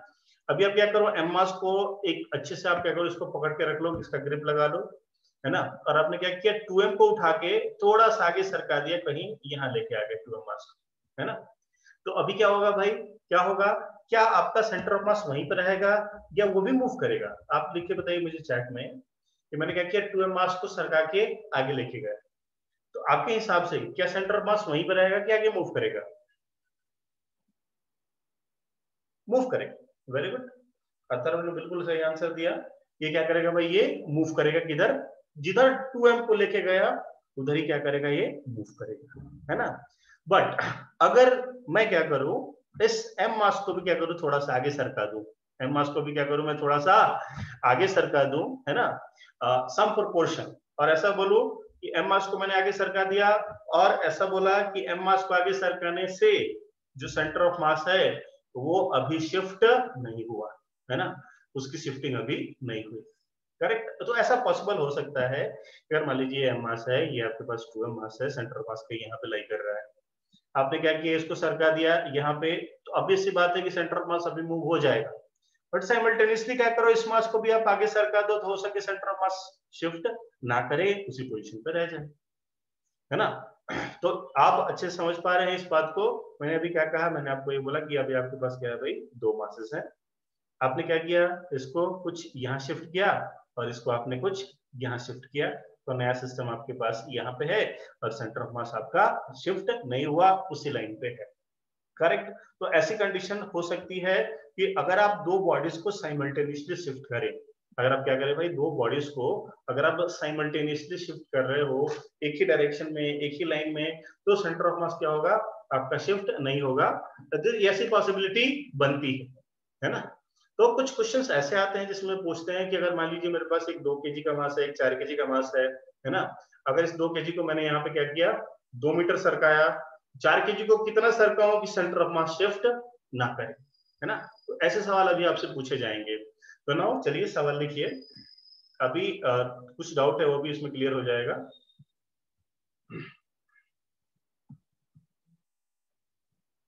यहाँ पे सवाल है आपके सामने कुछ ऐसा, this is 2 kg, this is 2 kg and this is 4 kg, okay, this is 2 kg and this is 4 kg। now सवाल लिखिए आप, 4 kg is shifted 4 meter, 4 kg is shifted 4 meter towards right, है ना, towards right, so by what distance, सवाल इसमें ये पूछा गया आपसे कि by what distance 2 kg be shifted, 2 kg be shifted so that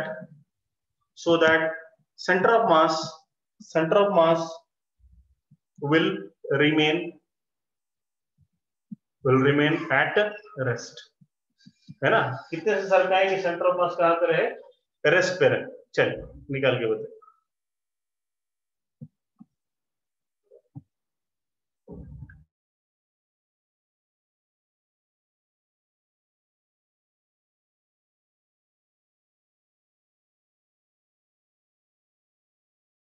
sir distance कितना है दोनों के बीच में का?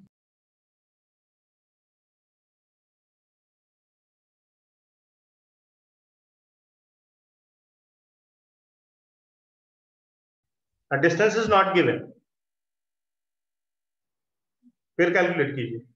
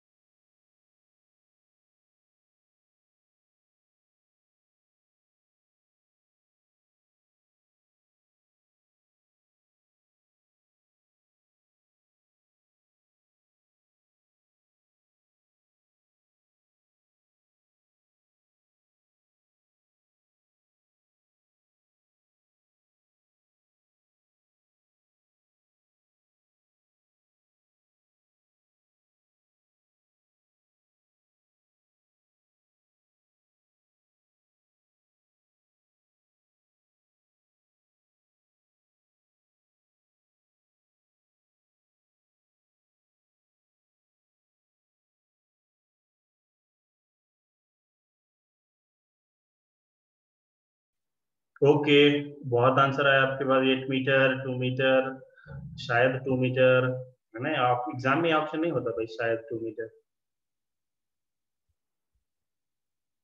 ओके, चलिए देखिए यहाँ पे सॉल्व करेंगे सवाल को।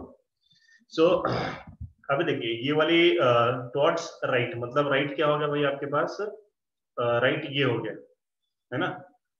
राइट कौन सा हो गया भाई? राइट ये वाली डायरेक्शन हो गई। राइट मतलब 4 kg कुछ इधर शिफ्ट किया गया है ना। सो देखिए यहाँ पे फॉर्मूला हम कैसे लगाते हैं।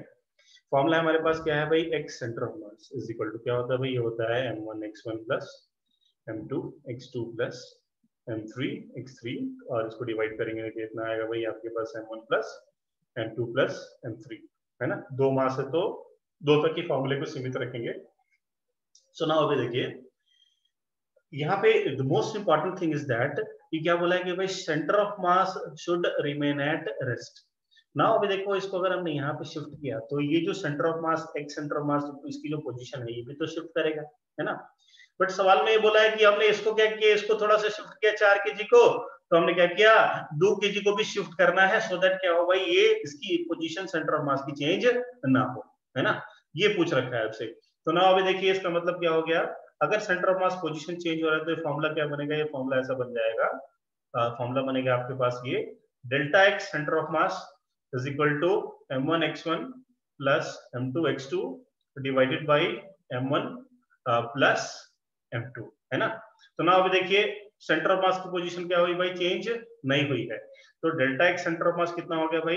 डेल्टा एक्स सेंटर ऑफ मास मतलब सेंटर ऑफ मास का मूवमेंट कितना हुआ भाई? 0। कितना हो गया भाई? वो 0 हो गया। करेक्ट। सेंटर ऑफ मास का जो डिस्प्लेसमेंट है वो कितना हो गया भाई? 0 हो गया। सो नाउ अभी देखिए ध्यान से, तो अभी ये फॉर्मूला कैसा बनेगा भाई? 0 is equal to m1 x1 plus m2 x2 divided by m1 plus m2 है ना। और देखिए अभी आप इसको क्रॉस मल्टीप्लाई करेंगे तो क्या आ जाएगा भाई? आपके पास आएगा, आपके पास क्या आएगा?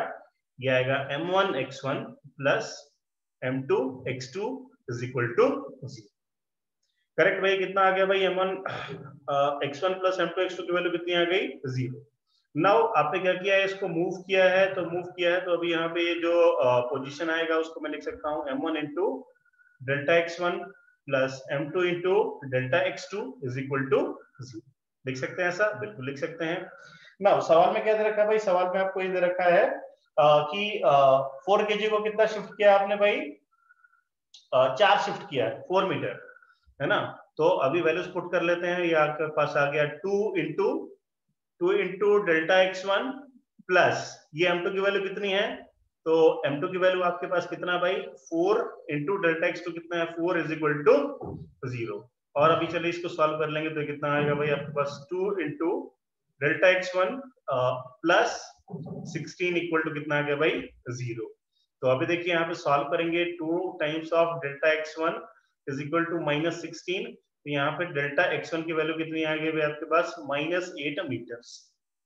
करेक्ट कितना आ गया भाई, -8 मीटर आ गया। तो अभी देखिए ध्यान से, यानी कि ये है आपका सेंटर ऑफ मास, ये है आपका 4 kg इनिशियल, 2 kg यहाँ पे इनिशियल, आपने क्या किया 4 kg को 4 यहाँ पे शिफ्ट कर दिया, तो आपको 2 kg को कितना शिफ्ट करना पड़ेगा भाई, इधर की तरफ 8 मीटर शिफ्ट करना पड़ेगा, है ना। माइनस का मतलब क्या है भाई, जस्ट अपोजिट डायरेक्शन।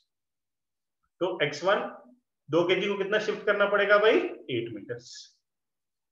हाँ जी, तो दो मीटर वाले बच्चों आ गया आपका आंसर।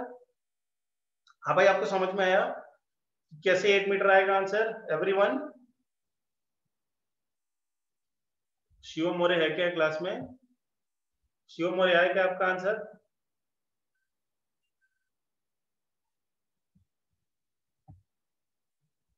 शिवम, वेदांत, हृदय,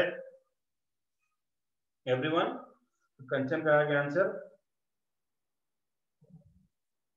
ओके, चलिए आगे बढ़ते हैं हम। तो इसी में एक और सवाल लिखेंगे, इसी सवाल में आप लिखेंगे अगला क्वेश्चन, इसी सवाल में, इसी सवाल को मैं मॉडिफाई करूंगा। हाँ साक्षी, देखिए ध्यान से, देखिए फिर से देखिए ध्यान से, समझेंगे इस बात को। देखिए यहां तक आपको समझ में आया कि ये 2 मासेस है आपके पास, है ना, और ये रहा आपका सेंटर ऑफ मास, है ना। तो इन्होंने क्या बोला कि ये 4 kg का है, ये 2 kg का है, तो ये ऐसा बोल रहे हैं। अच्छा ये बताओ मुझे, अभी तक आपको ये समझ में आया, क्या कि अगर मान लो आपके पास ये 2 मासेस है ना, तो इसको इधर थोड़ा सा शिफ्ट किया तो सेंटर ऑफ मास क्या होगा, शिफ्ट हो जाएगा, है ना, सेंटर ऑफ मास शिफ्ट हो जाएगा। बट मैंने अगर क्या किया, इसको भी किसी प्रोपोर्शन में इधर शिफ्ट कर दिया, फिर इधर शिफ्ट कर दिया, तो सेंटर ऑफ मास क्या होगा, चेंज नहीं होगा, अपनी पोजीशन से हिलेगा नहीं, है ना। क्या ये बात समझ में आ रही है, इतनी सी बात?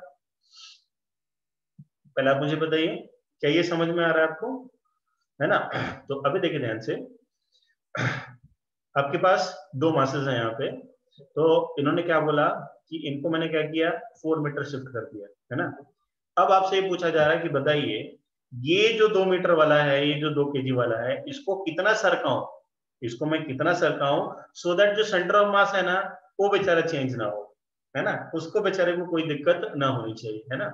तो देखिए फॉर्मूले को ना ऐसे लिखते हैं, ऐसे लिखते हैं इस फॉर्मूले को, जैसे हमारे पास है x centre of mass equals to m1 x1 plus m2 x2 divided by x1 plus sorry m1 plus m2, है ना। ये हमारे पास क्या है, फॉर्मूला है।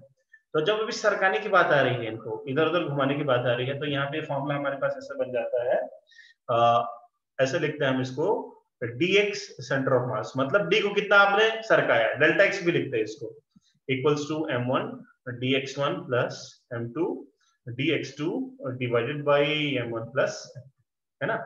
नाउ अभी ये क्या बोल रहे हैं, अभी ये ऐसा बोल रहे हैं कि जो m2 है ना, इस m2 मास को मैंने क्या किया, 4 मीटर इधर शिफ्ट किया, है ना, 4 मीटर क्या किया है, मैं इसको राइट में शिफ्ट कर दिया।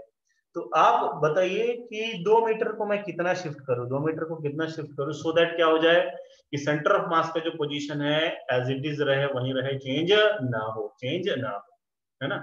तो क्वेश्चन में ऑलरेडी इन्होंने बोल दिया कि सेंटर ऑफ मास का जो मूवमेंट है वो कितना हो गया, 0 हो गया। तो इसका मतलब एक इन्फॉर्मेशन आ गई आपके पास कि dx सेंटर ऑफ मास है वो कितना है भाई, 0 है, दैट इज 0, है ना। सो नाउ अभी यहाँ पे क्या लिख सकता हूँ, मैं लिख सकता हूँ फॉर्मूले में 0 is equal to m1 dx1 plus m2 dx2 divided by m1 plus m2, ये लिख सकते हैं ना। अभी चलिए क्या करेंगे, हम इसको क्रॉस मल्टीप्लाई करेंगे, तो ये आपके पास आ गया, सिंपली आ गया m1 dx1 plus m2 dx2 is equal to आ गया 0, है ना। सो नाउ अभी देखिए इन्होंने बोल रखा है जो m2 मास है उसका डिस्प्लेसमेंट कितना कराया है, 4, है ना। तो इसमें वैल्यू पुट कर देंगे, तो ये हो गया m1 की value 2 into dx plus m2 कितना है भाई, 4 इंटू dx2 की वैल्यू कितनी है भाई, 4 इक्वल टू 0। तो यहाँ पे सॉल्व किया तो यहाँ पे हमारे पास dx1 की वैल्यू कितनी आ गई, -8 मीटर है। इसका मतलब क्या हो गया कि अगर आपने 4 को 4 शिफ्ट किया है, तो इस 2 को भी 8 शिफ्ट करना पड़ेगा। कितना करना पड़ेगा भाई, 8 मीटर शिफ्ट करना पड़ेगा, कौन सी डायरेक्शन में, उल्टी डायरेक्शन। यस, साक्षी बताइए, अभी डाउट, अभी समझ में आया? अब एक और सवाल करेंगे, अच्छा क्लियर हो जाएगा पूरा अच्छे से।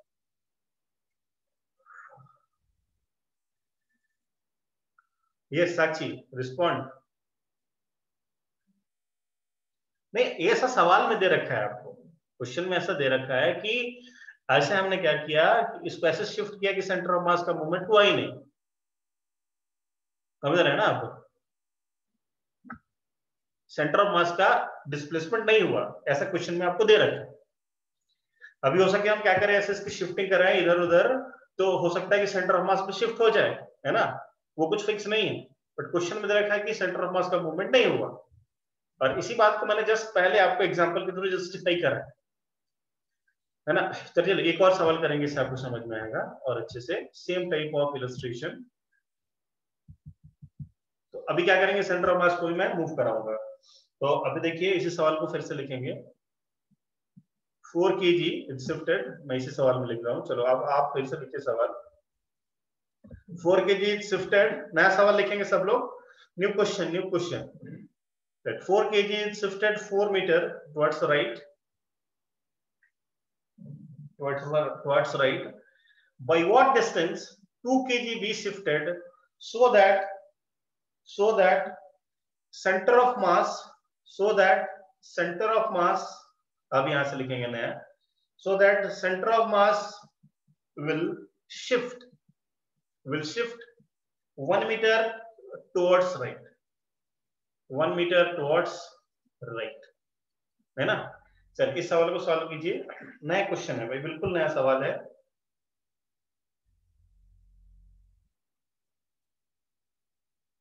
तो नया सवाल आपके सामने, 4 kg shifted 4 meter towards right, by what distance 2 kg be shifted so that center of mass will shift 1 meter towards right.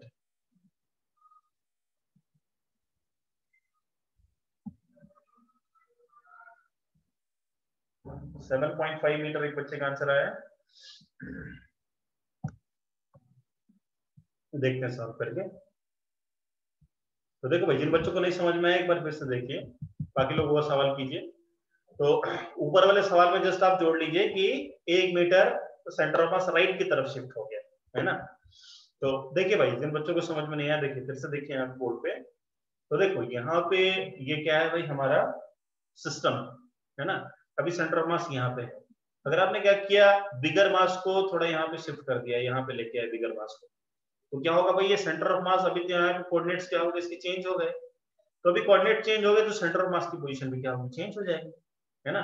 But आपने क्या करा, इसको भी उठा के इधर की तरफ शिफ्ट किया सच दैट डिस्टेंस क्या रही, सेम रहे, है ना।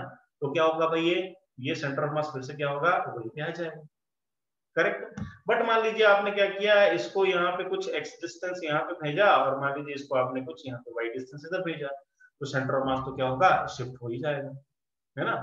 सो ऐसे में हम फॉर्मूले को यूज करते हैं, कैसे फॉर्मूले को यूज करते हैं, तो ये m1x1 plus m2x2 upon m1 plus m2 is equal to x centre of mass. Yes, 5 is the correct answer, not 7.5, 5 is the correct answer. Yes, 5 meter left. Well done, Sakshi, Kaustubh, Kanchan, Suraj. Very good, Vedant.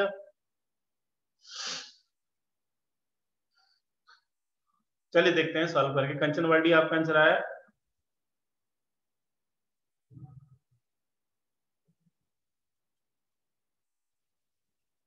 हाँ जी, चलिए solve करते हैं, इसको देखते हैं।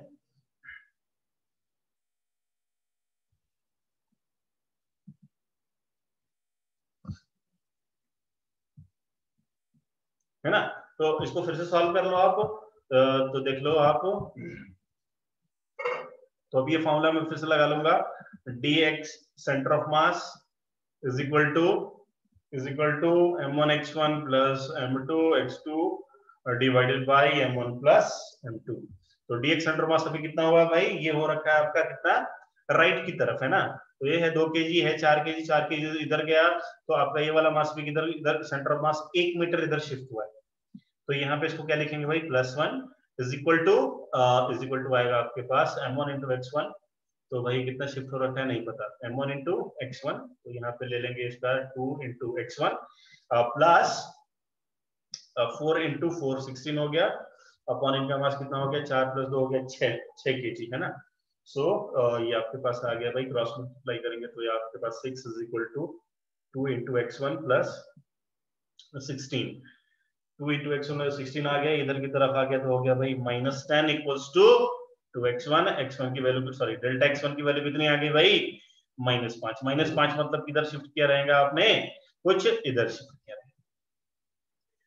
Okay okay, सारे बच्चों का आंसर आ गया, सबको समझ में आ गया। तो chapter is good going till this point everyone, थोड़ा टफ लग रहा है?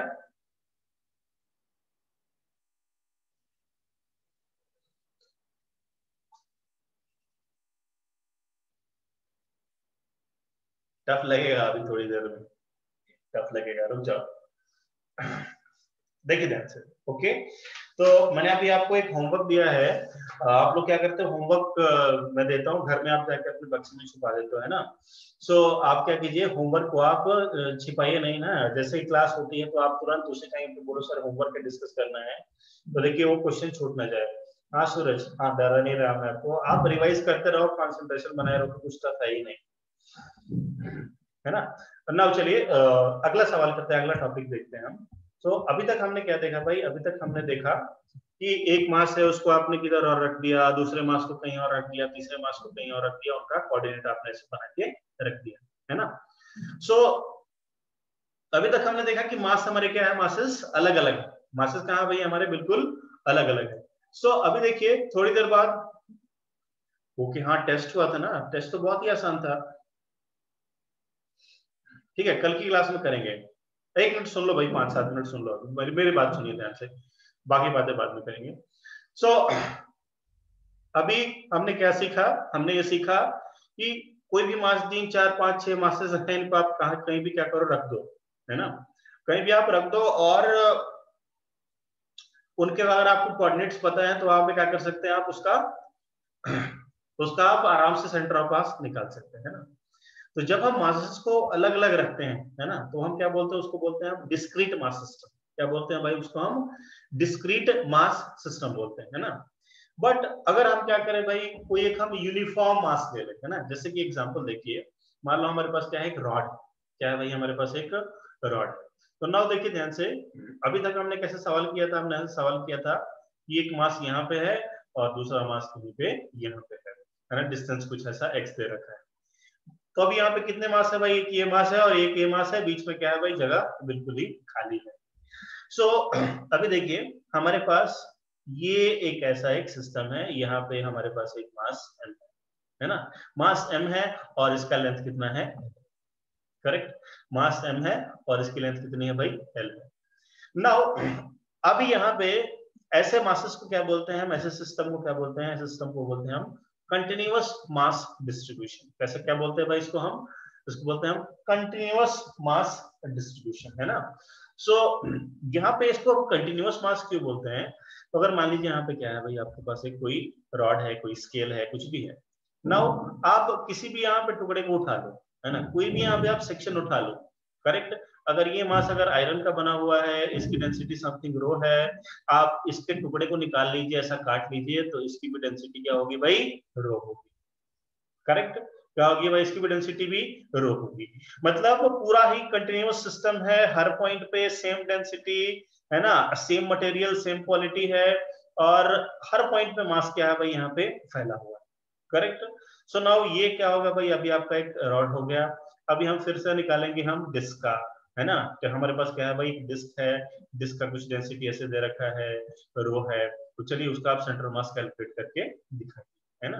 तो वी नो दैट कि हमारे पास क्या है भाई, सेंटर मास है, तो इसका जो सेंटर मास कहाँ पे आता है, तो ये आता है आपके पास L/2 0 पे आता है ना।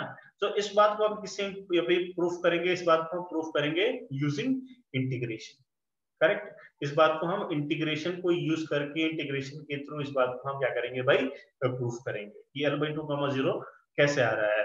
तो अभी यहाँ पे जैसा आपका ये हो गया, तो इसका सेंटर मास कहाँ पे आएगा, कुछ ऐसा सेंटर पे आएगा, सेंटर का कोऑर्डिनेट हो गया आपका यहाँ पे 0,0, या फिर इसका कोऑर्डिनेट यहाँ पे ऐसे देखें तो R/2, 0।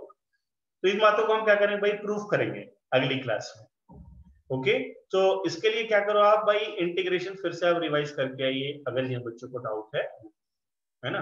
तो आप इंटीग्रेशन को क्या करो, आप रिवाइज करके आओ, और अगली क्लास में हम ये सारे प्रूफ्स देखेंगे। एटलीस्ट 3 से 4 प्रूफ्स विल सी, और वो सारे एग्जाम में भी मैं एज इट इज पूछूंगा। अगले एग्जाम में जो भी सब्जेक्टिव होगा उसमें डेरिवेशन ऑफ सेंटर ऑफ मास तो आना ही आना है। ओके, तो नेक्स्ट टॉपिक है हमारा centre of mass of continuous bodies. Continuous bodies जो होती है उनका सेंटर ऑफ मास हमें कैसे निकालना है, ये चीजों को हम कल डिस्कस करेंगे। और एग्जाम में क्या होता है, एज इट इज कभी कभी तो पूछ ही रहते, बताइए एक सिलेंडर का सेंटर ऑफ मास कितने पे होता है ना। तो सिलेंडर का सेंटर ऑफ मास कितने पे होता है आपको याद होना चाहिए। सर्कल का, रॉड का, ये सारे सेंटर ऑफ मास आपको याद होने चाहिए, बिल्कुल अच्छे से याद होने चाहिए।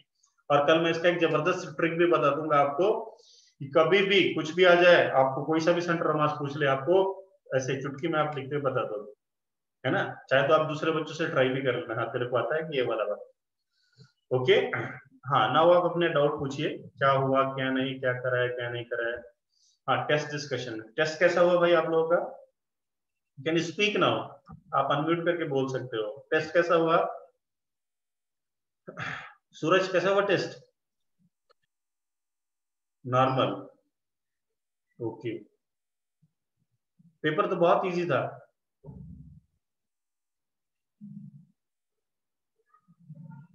हाँ इजी था पेपर, मीडियम नहीं भाई, इजी था।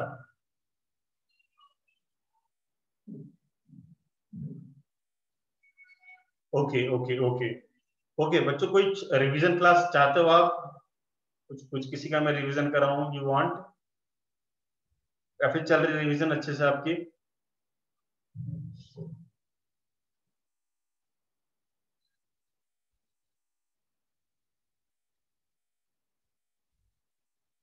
टेस्ट का डिस्कशन, ठीक है, टेस्ट का डिस्कशन रखने का एक बार। Spring 4 question, okay. काइनेमेटिक्स, हाँ काइनेमेटिक्स चल रहा है ना, ठीक है।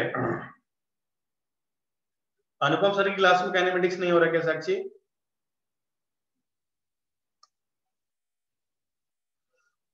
कौन सा सी हो? सर्कुलर मोशन का कर लेंगे, अगली क्लास में कर लेंगे। हाँ साक्षी आप बताइए, अनुपम सर की क्लास में नहीं हो रहा क्या काइनेमेटिक्स? मूविंग पुलिस बाद में, लास्ट चैप्टर स्टार्ट किया है, ओके ठीक है, मैं बात करता हूँ, मैं पूछता हूँ सर से, ठीक है। जरूरत पड़ी तो कल कर लेंगे अपनी क्लास।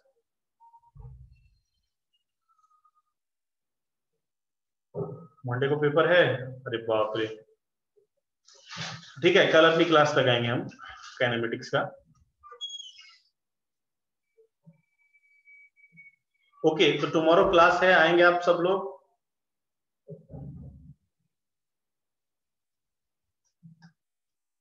Yes sir. ओके, आना ही पड़ेगा, और कोई चारा नहीं है आपके पास। ठीक है, okay, thank you very much. और कुछ पूछना चाहते हैं? हाँ एक और सुनो भाई, इम्पोर्टेंट। सो कौस्तुभ, ये अप्रिशिएट कौस्तुभ है ना, कि वो वीडियो ऑन करके उसने बताया कुछ। Thank you Kaustubh for respecting me. तो आप क्या कर सकते हैं, मैं किसी का भी नाम लूंगा, उसको बोलना पड़ेगा, वीडियो ऑन करके उसको आंसर देना पड़ेगा कल के बाद से। ओके, अगर नहीं किया तुरंत आपके सामने आपके पेरेंट्स को मैं फोन करूंगा, देखो सर इसका वीडियो ऑन कराओ। Okay okay, thank you very much. पूछना है पूछ सकते हैं, अटेंडेंस दीजिए और पढ़ाई कीजिए घर बैठ के। Thank you very much.